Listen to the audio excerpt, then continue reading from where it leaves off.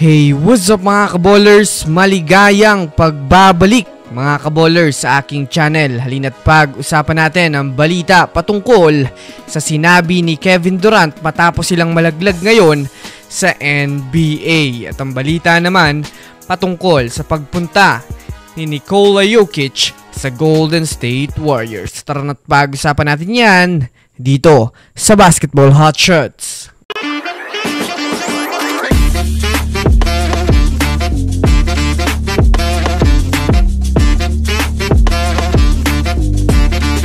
Una nga muna tayong dumako mga kaballers sa balita patungkol sa sinabi ni Kevin Durant sa Suns matapos silang malaglag ngayon sa NBA.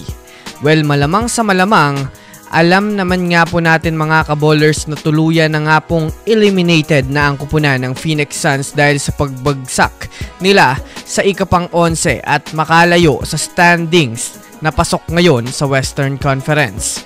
Kaya naman dahil nga po mga kaballers sa hindi naging pag-ayon ng panahon sa kanila ay maraming ang mga fans ang tuluyang nawala na nga ng gana sa kanila dahil na rin naman mga kaballers sa sobrang pagkadismaya dahil bagamat man nga po mayroon silang mga dekalibreng player ay hindi pa rin nga ito nag-click at worse hindi pa nga po nila mga kaballers nagawang makapasok sa play-in tournament man lang.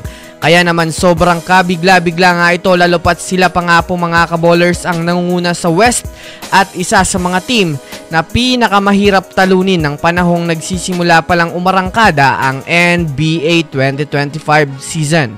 Ayon nga sa naging pahayag ni Durant, sinabi nga nito na nakakaramdam nga siya mga kaballers ng panghihinayang lalo pat sa ganitong sitwasyon lang nga daw sila humantong matapos makipagsapalaran ng ilang buwan sa mga kupunan.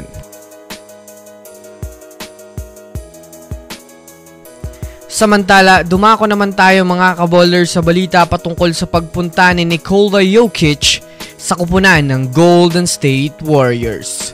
Well, sa kabila nga po mga kaballers ng crucial moments ngayon ng Warriors dahil sa pagpapasok nila sa playoffs ay marami nga po mga kaballers, mga fans ang hindi mga kaballers naniniwala na magagawa ng Warriors manalo ngayong season dahil sa kawalan nila o kakulangan ng isang magaling na big man.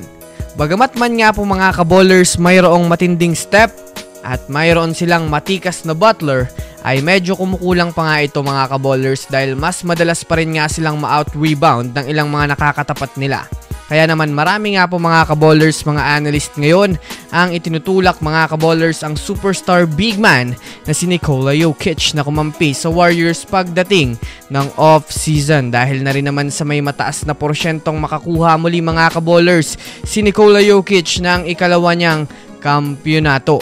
Kung susumadahin nga natin, medyo may kagandahan nga ang pagpasok kung sakaling ni Nikola Jokic sa Warriors lalo pat sobrang bagay na bagay nga ito sa rotation ng Warriors dahil sa pagiging dominante nito sa hardcourt, mapailalim man na pwesto o sa labas na pwesto. Kaya labas mga Warriors fans, ano sa tingin nyo?